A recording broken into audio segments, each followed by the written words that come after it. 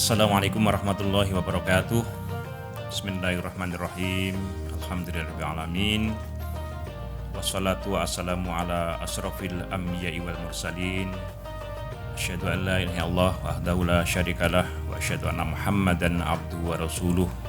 Sallallahu alaihi wasallam la nabiyya ba'dah. Wa ala alihi washabihi ajmain amma ba'du. Ma'asyiral muslimin rahimakumullah.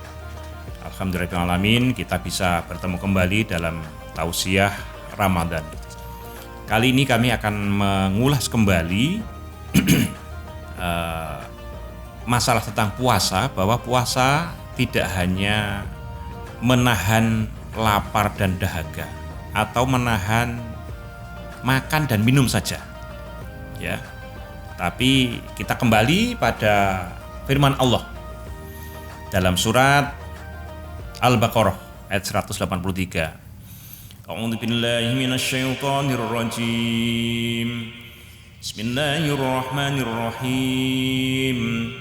Ya ayyuhalladzina amanu kutiba 'alaikumus syiyamu kama kutiba 'alal ladzina min qablikum la'allakum tattaqun. Hai orang-orang iman, diwajibkan bagi kalian berpuasa. Asyam dalam bahasa Arab artinya sama dengan al-imsak. Al-imsak itu menahan, ya, menahan.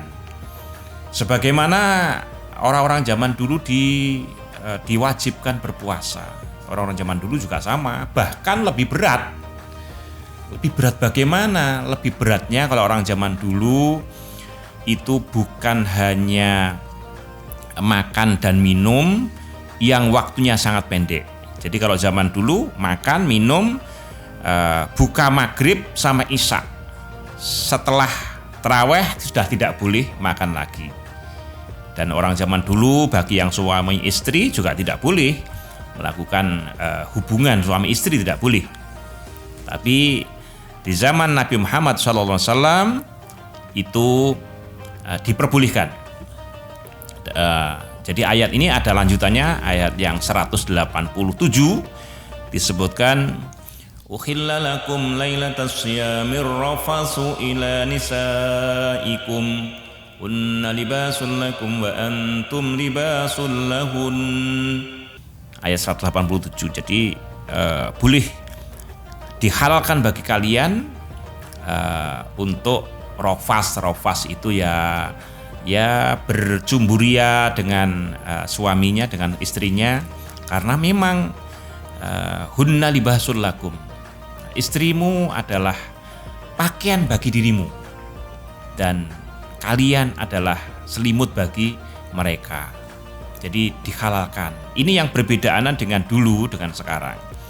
Namun dalam hal lain, al-imsak tadi ya, dalam hal yang lain ada menahan makan, menahan minum, juga menahan hawa nafsu. Ini yang paling berat, ya.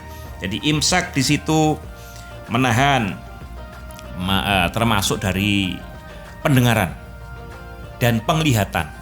Karena ternyata Allah berfirman dalam surat Bani Israil, ya kan? Inna sam'a wal basara wal fu'ada kullu ulaika kana anhu mas'ula. Sesungguhnya pendengaran, penglihatan dan hatimu semuanya akan dimintai pertanggungjawaban di akhirat nanti. Jadi kita beda dengan makhluk lain seperti hewan dan sebagainya. Mereka juga bisa mendengar tapi nggak bisa berbicara, ya kan? Tapi manusia ini diberi kelebihan yang luar biasa. Dalam surat Watin, laqad khalaqnal insana fi ahsani taqwim summa radadnahu asfala safilin. Jadi aku Allah menciptakan manusia itu sebaik-baiknya makhluk atau kejadian, tapi kemudian dikembalikan pada Allah pada sehina-hinanya, sehingga nanti di akhirat itu manusia dengan hewan lebih hina manusia. Karena hewan setelah diselesaikan permasalahannya, mungkin mereka pernah saling membalas dendamnya, saling membalas penganiayaannya, sudah selesai, mereka jadi debu. Tapi manusia tidak. Ketika di situ banyak dosa, pasti mereka ada ancamannya. Ketika pernah menganiaya orang, ketika pernah mencederai orang, mencelakai orang, membuli orang, menghina orang, itu ada balasannya. Ya. Jadi innas sam'a wal basara wal fuada kullu ulaika kana anhu mas'ula. Maksudnya pendengaran, mata dan hati itu nanti dimintai pertanggungjawaban jawab. Untuk itu, masyarakat muslimin sekalian, di waktu puasa mari kita jaga karena sabda Rasulullah SAW, malam yata qaula zur wal amala bihi fala hajatillah fi ayyata ta'ama wa syarabah. Jadi barang siapa yang di situ berpuasa tapi tidak meninggalkan perkataan goroh atau perkataan dusta atau makian atau bulian atau apapun yang menyakitkan hati orang lain, wal amala bi, dia mengerjakan itu.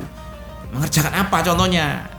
Sebetulnya mungkin mulutnya tidak, tapi tangannya ya kan pakai HP untuk mencaci orang di Facebook atau di medsos yang lain, ya kan? Ini pun juga bisa menjadikan masalah, ya kan? Fala hajatadillah fi ayati atau amahu wa syarabah. Allah tidak memberi pahala orang itu, tidak berkehendak untuk memberikan balasan bagi orang ini, walaupun dia meninggalkan makanan, walaupun dia meninggalkan minuman. Jadi tetap lapar, juga tetap haus, tapi tidak mendapatkan pahala ketika akhlaknya tidak baik. Untuk itu marilah Bapak Ibu sekalian, kita jaga puasa yang kurang sedikit ini, kita jaga kejernihan hati kita, kejernihan diri kita, jiwa kita, supaya tidak terkontaminasi dengan hal-hal yang buruk, ya kan?